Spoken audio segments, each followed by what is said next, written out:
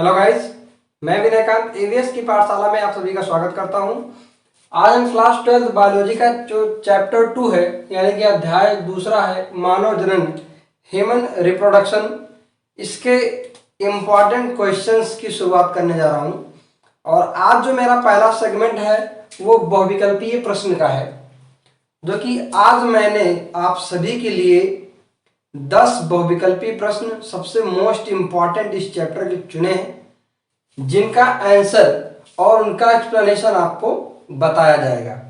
तो शुरुआत करते हैं सबसे पहले क्वेश्चन की। इस क्वेश्चन को शुरुआत करने से पहले मैं आप सभी को बताना चाहता हूं कि जो पहला चैप्टर था पुष्पीय पौधों में लैंगिक जनन, उसके बहुविकल्पीय क्वेश्चन और अति लघुत्तरी लघुत्तरी जो 2 नंबर वाले 3 नंबर वाले होते हैं, उन सभी के वीडियोज बन चुके हैं। अगर आपने उस वीडियो को अभी तक नहीं देखा है तो उनका लिंक आपको नीचे डिस्क्रिप्शन बॉक्स में मिल जाएगा, वहां पर जाकर आप उस वीडियो को देख सकते हैं। तो चलिए आज का स्टार्ट करते हैं। पहला क्वेश्चन, एंड्रोजन स्रावित होता है, ये 2020 की परीक्षा में पूछा गया है।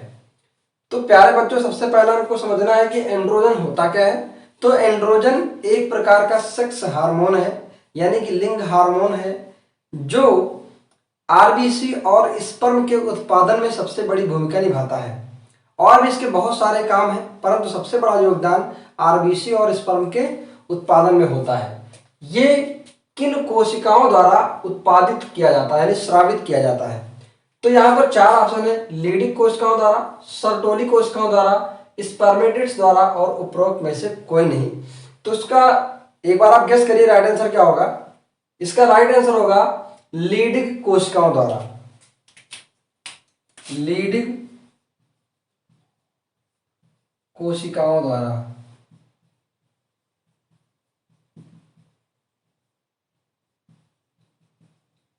यानी कि इसका ए ऑप्शन सही है। अब लीडिंग कोशिकाएं पाई कहां जाती हैं? लीडिंग कोशिकाएं वृषण में पाई जाती हैं। और वो हार्मोन जो है कहां पाया जाता है? हार्मोन कौन सा है? एंड्रोजन लीडिंग कोशिकाओं द्वारा स्रावित किया जाता है और लीडिंग कोशिकाओं के द्वारा ही इसका निर्माण किया जाता है। यानी कि निर्माण और स्रावित होने का स्थान एक ही है, लीडिंग कोशिकाओं द्वारा। अगला हमारा क्वेश्चन है, क्या पुरुष से संबंधित है? यानी ये जो 4 ऑप्शन दिए गए हैं, इनमें पुरुष से संबंधित क्या है? ये बहुत ही इंपॉर्टेंट क्वेश्चन है। ये 2020 की परीक्षा में पूछा गया है। सबसे पहला है वेसेक्टॉमी, गोलियां, ट्यूबेक्टॉमी, उपर्युक्त में से कोई नहीं। ये 4 ऑप्शन दिए गए हैं। इन चारों ऑप्शन में जो राइट ऑप्शन है आप एक बार गेस करिए कौन सा हो सकता है? वेसेक्टॉमी, ट्यूबेक्टॉमी, गोलियां या कोई नहीं। चलिए, बहुत सारे बच्चों ने इसको सही सोचा। इसका राइट ऑप्शन है ए, जिसे बोलते हैं वैसेक्टॉमी। वैसेक्टॉमी क्या है? वैसेक्टॉमी एक प्रकार की प्रक्रिया है परिवार नियोजन की, जिसमें कि होता क्या है, जो शुक्रजन नलिका होती है उसको काट करके बांध दिया जाता है, जिससे शुक्राणु का निर्माण होता है, परंतु माता के गर्भाशय में नहीं पहुंच पाता है, जिससे क्या होता है, बच्चे का निर्माण यानी संतान की उत्पत्ति फिर नहीं होती है। अगला क्वेश्चन है, स्त्री में अंतरोपण के समय भ्रूण किस अवस्था में होता है? 2019 में पूछा गया है। सबसे पहले हम जानते हैं कि अंतरोपण क्या होता है।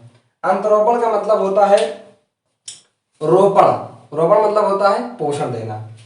अब ये किस अवस्था में होता है? भ्रूण के किस अवस्था में होता है?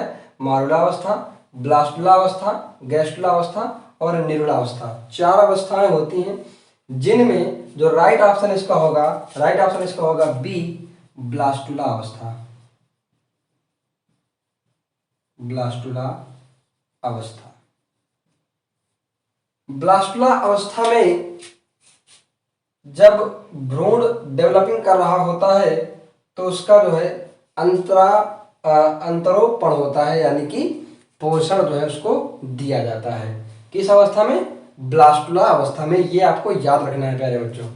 अगला क्वेश्चन है, निम्नलिखित में से किसका उद्भव भ्रूणीय मीसोडर्म से होता है? अच्छा, ये जो हमारा ब्लास्टुला अवस्था है, जब माँ के गर्भाशय में बच्चे का निर्माण यानी भ्रूण का विकास होना शुरू हो जाता है, तो उस समय क्या होता है कि जब उसके अलग अलग थोड़े बहुत अंग बनना शुरू हो जाते हैं, उसको पोषण की आवश्यकता होती है। तो उस पर क्या है, पोषण यानी अंतरोपण के समय भ्रूण किस अवस्था में होता है? तो ब्लास्टुला अवस्था में होता है। निम्नलिखित में से किसका उद्भव भ्रूणीय मेसोडर्म से होता है? तो इसमें 4 ऑप्शन दिए गए हैं, मस्तिष्क, फेफड़ा, रुधिर और यकृत। रुधिर इसका राइट आंसर होगा, यानी रक्त जो होता है, रक्त भ्रूणीय मेसोडर्म से इसका उद्भव होता है, यानी इसका सी ऑप्शन सही है, रुधिर।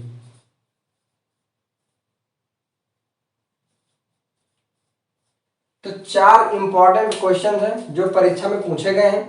इसके बाद एक और है, अभी जो मैं आपको बताऊंगा जो परीक्षा में पूछा गया। उसके अलावा जो 3 हमारे पास क्वेश्चंस होंगे वो परीक्षा में पूछे तो नहीं गए हैं, लेकिन हो सकता है इस बार पूछे जाए 2021 की परीक्षा में, बहुत ही इंपॉर्टेंट क्वेश्चन है। तो आइए अब हम लोग देखते हैं नेक्स्ट क्वेश्चन। अगला क्वेश्चन है, ब्लास्टुला अवस्था में भ्रूण को सर्वप्रथम गर्भाशय से जोड़ने का काम निम्न में से कौन सी झिल्ली करती है? ये बहुत इंपॉर्टेंट क्वेश्चन है। पहला ऑप्शन है एमनियन, दूसरा है अपरा यानी कोरियन, तीसरा ऑप्शन है एडेंटॉइस और चौथा ऑप्शन है योक्सेफ। ये 4 ऑप्शन है, इन 4 में से एक राइट ऑप्शन है। ब्लास्टुला अवस्था में उसके जो भ्रूण होता है और गर्भाशय, मां का गर्भाशय और भ्रूण, इन दोनों को जोड़ने का काम किस झिल्ली के द्वारा किया जाता है? तो उसे बोलते हैं, इसका राइट ऑप्शन होगा अपरा या कोरियन। अपरा क्या होता है? जिससे हम लोग प्लेसेंटा बोलते हैं, जिससे मां के गर्भाशय से भ्रूण को पोषण जाता है, उसे प्लेसेंटा कहते हैं। तो इसके द्वारा जो है भ्रूण और गर्भाशय ये जो है प्लेसेंटा द्वारा जुड़े होते हैं। अगला क्वेश्चन है, निम्न में से कौन नर सहायक ग्रंथि नहीं है? पहला ऑप्शन है शुक्राशय, दूसरा ऑप्शन है तुम्बिका, प्रोस्टेट, बल्बो यूरेथ्रल। ये 4 ऑप्शन है। बल्बो यूरेथ्रल को काउपर्स की ग्रंथियां भी कहा जाता है। तो शुक्राशय, तुम्बिका, प्रोस्टेट और बल्बो यूरेथ्रल, इनमें से एक ऐसी ग्रंथि है जो नर सहायक नहीं है, और वो उसका राइट ऑप्शन है बी, यानी कि तुम्बिका।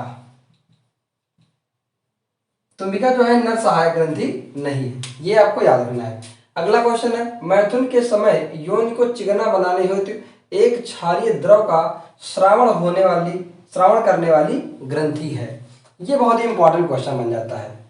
तो यानी कि जब मैथुन मतलब सेक्स करते समय, जब मेल और फीमेल इंटीमेट होते हैं और सेक्स जब करते हैं, तो उस दौरान यौन को चिकना बनाने के लिए एक क्षारीय द्रव का श्रावण करने वाली कौन सी ग्रंथि है? तो ये पहला ऑप्शन है काउपर्स, दूसरा प्रोस्टेट, तीसरा पेरिनियल और चौथा है रेक्टल। तो इनमें जो इसका राइट ऑप्शन है वो है ए, यानी कि काउपर्स। काउपर्स की ग्रंथि को हमने बताया बल्बो यूरेथ्रल ग्रंथि भी कहा जाता है। इससे ये एक नर ग्रंथि है जिससे एक क्षारीय द्रव का श्रावण होता है। जो मादा के योनि से एक अम्लीय पदार्थ निकलता है उसको ये उदासीन कर देता है जाकर के, और जो है सेक्स करते समय उस मार्ग को चिकना बनाने का भी काम करता है। कौन सी? काउपर्स की ग्रंथि द्वारा। ठीक है। अगला क्वेश्चन है, डिंबोत्सर्ग किस हार्मोन के नियंत्रण में होता है? डिंबोत्सर्ग मतलब पहले हम ये जानेंगे डिंबोत्सर्ग होता क्या है। डिंबोत्सर्ग को दूसरा नाम दिया जाता है अंडोत्सर्ग। अंडोत्सर्ग, अंडोत्सर्ग मतलब होता है अंडे का उत्सर्जन होना, अंडे का बाहर निकलना। तो इसके लिए कौन सा हार्मोन यानी इस किस हार्मोन के नियंत्रण में होता है? पहला ऑप्शन है TSH, दूसरा है ACTH, तीसरा है FSH और LH और चौथा है ADH। तो इसका राइट ऑप्शन होगा बच्चों C, FSH और LH। FSH का पूरा नाम होता है फॉलिकल स्टिमुलेटिंग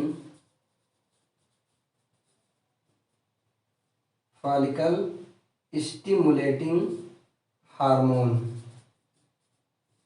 जबकि LH का पूरा नाम होता है ल्यूटिनाइजिंग हार्मोन।